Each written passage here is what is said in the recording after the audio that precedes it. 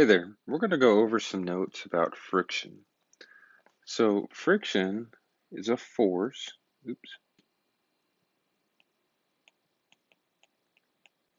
and it's a force that acts between two surfaces,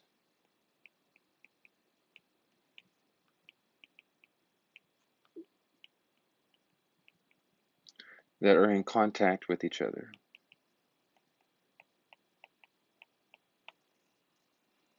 And friction, it's always going to be parallel to those surfaces that are in contact.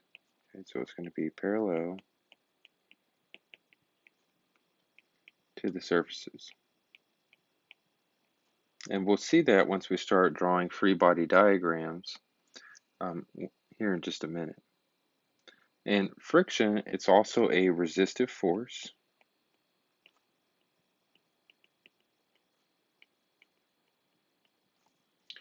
And what that means is it's a resistive force that opposes a relative motion between the two surfaces.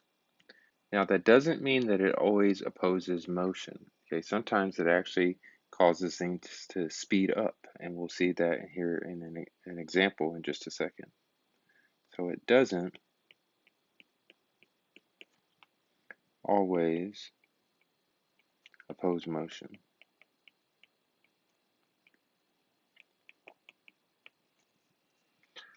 And so looking at a couple examples here of friction, let's see what it would look like on a free body diagram.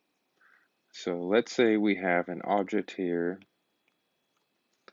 and let's say it's a baseball runner that's running to the right and they're sliding to home plate. So if I made a free body diagram of that object, then we'd have FG going down, and we'd have the normal force, that contact force, going up, and they're sliding to the right. So there's no forces to the right, it's just the runner's inertia, right, causing it to move to the right. But the friction between him and the ground would be going to the left, right? It would be opposing motion there. Let's say, though, we now have a runner that's standing on a track and they're getting ready to take off, okay? And as soon as they take off, if we was to draw a free body diagram, we know that we'd have the weight going down, normal force going up, and they're going to start running to the right. And so the force that causes him to, or her to, propel forward would be a friction force. Okay, so in this case, friction is actually causing the object to propel forward. Another similar situation would be, say, your car, right? Your car had the tires. Whenever that moves forward, it's the friction between the tire and the road that causes it to move forward. And that's the reason why if you have tires that are bald, they might spin out in compared to a tire that has a lot of tread on it, and it can propel forward more easily. And let's say now another example, you have a magnet that is attached to your refrigerator. Now for this case, we'll need to kind of look at it from a side view. Okay, so this one is going to be from a side view. So you're looking at it from the side, a magnet that's attached to your refrigerator. Let's say the refrigerator is right here, and there's a magnet. So we have FG going down, and the surface in this situation is a refrigerator. So your normal force will be moving this way because it's that contact force there, perpendicular to the surface, the refrigerator. And what's causing it to stick to the refrigerator, that's that magnetic force. And looking at that, it's unbalanced, vertically speaking, and that missing force is a friction force. So friction is actually what's causing that magnet to not slide down the refrigerator. So there's some examples of what it would look like in a free body diagram and how it can also cause an object to speed up. Now, what determines the magnitude of the friction depends on a couple things. Okay, so the first thing is it depends on the two surfaces. In other words, how rough are those surfaces? And we actually have a way to quantify that value, and we call that the coefficient of friction.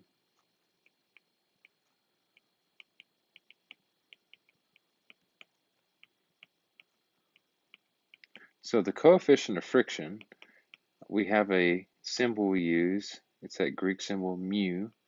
You think of mu2, right? And so that mu represents the coefficient of friction for a specific surface. And each surface has its own coefficient. So if we're looking, say, for example, gravel versus concrete, or the back lab tables, they all have their unique surface and they all have their own coefficient of friction. So if we are pushing a box on a real smooth surface that has a really low coefficient of friction, it's going to be easy.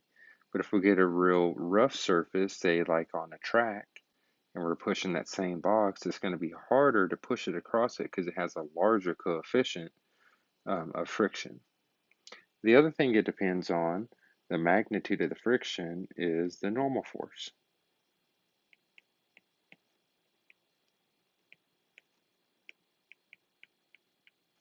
And the normal force is the force that is pushing those two surfaces together. So the larger the normal force, then the larger the friction we're going to have. So those are the two things that determine the magnitude of the friction that we have in a situation. Now we have two different types of friction that we're going to be using. One is kinetic friction,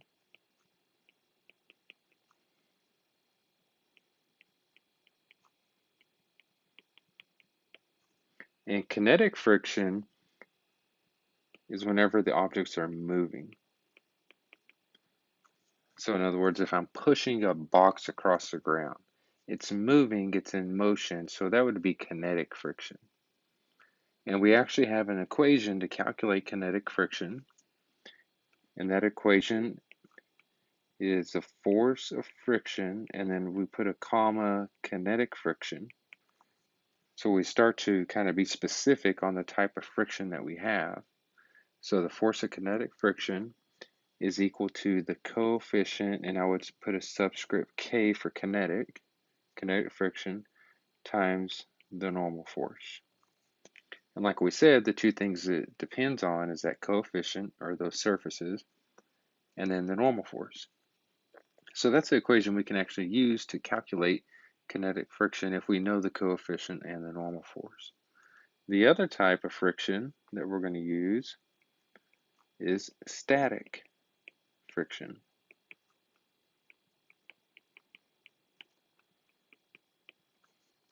And static friction is whenever the object is not moving. Okay, in other words, it's at rest. And you can think of an example. Let's say you have a box that's sitting on a board and you gradually increase the incline of that board. Well, it's not going to move right away. It just stays at rest on that board. But if you, and let's kind of draw that. So if we have a board here in the box and it's not very steep and the box is not sliding down the ramp. But if you continue to increase the incline there, eventually that box is going to start sliding down. Okay, so whenever it was at rest here, we had static friction that was keeping it at rest. Now, the thing with static friction is, I call this a lazy force. Okay, so static friction only does what it needs to do to keep it at rest. And you can kind of visualize this if you get an object, say like your desk that you're sitting in, and you just give it a little nudge. It's not going to move. But if you push it a little harder, it still might not move. You push it a little harder, and eventually it's going to start moving. but you were pushing it with a different force before it started moving, and it didn't move. And so the static friction was changing, and then we reached a certain point where it started moving. So static friction is kind of a lazy force. It can vary until it reaches this threshold, and then it starts moving, and then it turns into kinetic friction. So there's not a straight equation to calculate static friction, but we do have this equation, the force of friction, static, but it's the max. The maximum static friction is equal to the coefficient of static friction times the normal force. You have to be careful. You can only use this equation if you know for sure it's the maximum static friction. Okay, and we'll see that in some problems that we start working. Now, the normal force we know is measured in newtons, and friction is a force, so it's going to also be in newtons. So what that means is the coefficient is unitless. It's just a ratio. There's no units. So let's look at a quick example. I'll kind of go down here. And this one says that the coefficient of kinetic friction between a rubber tire and concrete is 0.5. So this is my mu k. It's asking us how much force is needed, or your frictional force, to drag a 20 kilogram tire, so your mass is equal to 20 kilograms, to the right across a concrete surface at a constant velocity. We'll underline that. That indicates that we have balanced forces. So let's start out. Let's draw a free body diagram. Okay, so there's our tire. We know Fg is down. We know the normal force is up. We're pushing it to the right. That means friction is going to be to the left. That's going to be kinetic friction. Now, once we have our diagram, we can make our net force equations. So the net force equation in the x direction is going to equal that push force minus the friction force, and it's going to equal 0. So that means that your push force has to equal your kinetic friction. And in the y direction, it's going to equal your normal force minus your weight, and that also has to equal 0. So that means that your normal force just has to equal the weight. Now the problem gave me the mass, so the first thing we need to do is make sure we get this into a force. So the gravitational force is mass times gravity. So we got 20 kilograms times 10 newtons per kilogram. That cancels. It's equal to 200 newtons. So the normal force is equal to 200 newtons because the normal force is equal to the weight, and the weight is 200 newtons. In our equation that we just learned for kinetic friction is equal to mu k times the normal force. The problem gave me my mu k. We know the normal force because of our net force equation, so we can just plug in now to find that force. It's going to be 0.5, that's your coefficient kinetic friction, times your normal force, 200 newtons. That's going to equal 100 newtons. So the force here to drag that tire is going to equal 100 newtons. Now we know it's kinetic, right, because we're talking about dragging or moving the object. So that's why we can use this kinetic friction equation. So there's an example of using this kinetic friction equation. Now, in general, your static friction will be greater than your kinetic friction. And you can test this out if you get an object that's kind of heavy and you try to start pushing it to move it, it's going to take more force to get the object moving. And once it starts to move, then you can just, it's pretty easy to kind of coast and drag and push or drag the object along. So your static friction will usually be larger than your kinetic friction. So let's look at another problem down here. So this one says the coefficient of static friction between a rubber tire, so it's static, it's 0.8. So this is your mu s. And it says describes what happens when a 20 kilogram tire is initially at rest and then we have a 100 Newton force that's exerted to the right. So let's draw our free body diagram real quick. So we have Fg, and then we have the normal force.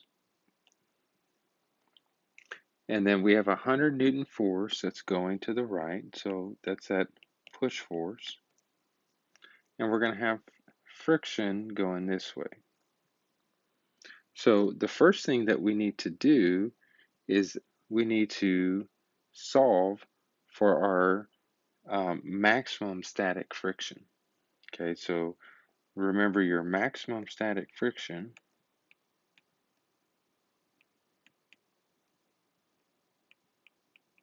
is equal to the coefficient of static friction times the normal force. But if you look, we can't solve for that yet because we don't know the normal force. So let's solve for the normal force. So using our net force equation here, in the y direction, we know normal force minus Fg equals 0. So the normal force is equal to the weight. The mass was equal to 20 kilograms. So that means your weight is equal to 200 newtons. So your normal force then is equal to 200 newtons. So now let's solve for that max static friction. Oops, something here. So it's going to equal 0.8 times 200 newtons,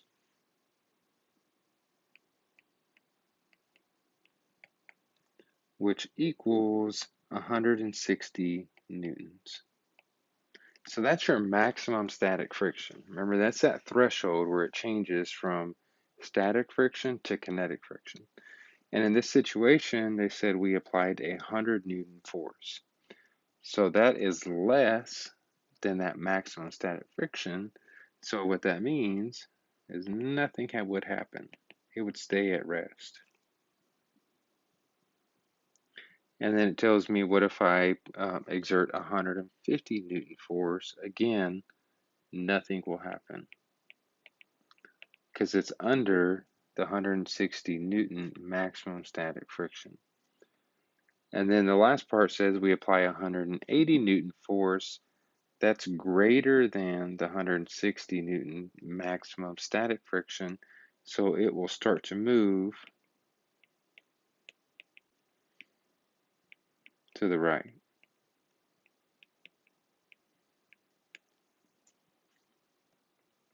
All right, so the static friction, you have to be careful, okay, because it depends on if it's the maximum or not. So you can't just plug in the equation force of friction, static friction equals mu s times the normal force. Okay, you can't just do that. You can only use that equation if for sure it's the maximum. So let's look at one more example here. This one tells me I have a 4 kilogram box. It's at rest on a level surface with 2 springs attached to it. The coefficient of static friction between the box and the surface is 0.75, and the kinetic friction is 0.5. So they gave us both coefficients. So we need to be careful and make sure we use the right one. And it says the spring on the left exerts a 20 Newton force. So this force of spring is equal to 20 newtons. And then it says that the spring on the right has a spring constant of 500 newtons per meter and is stretched 5 centimeters. It says in what direction is the static friction? Because remember, static friction is going to be that lazy force. So the first thing we need to do is we need to solve for this force of the spring here, okay, because we don't know it. But what we do know is that the spring constant is equal to 500 newtons per meter, and we know that it's stretched. Oops, let me go back up here. 5 centimeters. Be careful, you got to change that to meters. Okay, 5 centimeters, that means it's 0.05 meters. So we can use that Hooke's law, force of the spring is equal to kx, to solve for the force in the spring over here on the right. And so it's going to equal 500 newtons per meter times 0.05 meters. So your meters cancel. We're going to be in newtons, and it's equal to 25 newtons. So this force, or this spring force here over here on the right, is equal to 25 newtons. And the problem was asking me in what direction does static friction act on the box? And because this object is at rest, that means we have to be balanced. So we have 20 newtons to the left, 25 newtons to the right. That means we have 5 newtons of our static friction to the left. So 5 newtons to the left. So again, you got to be careful and make sure which type of friction we're using. Are we talking about static or kinetic? If we're working with kinetic friction, then we can use that equation. Kinetic friction is equal to the coefficient times the normal force. If it's a static friction, you have to be careful because we have to make sure we're dealing with a maximum static friction.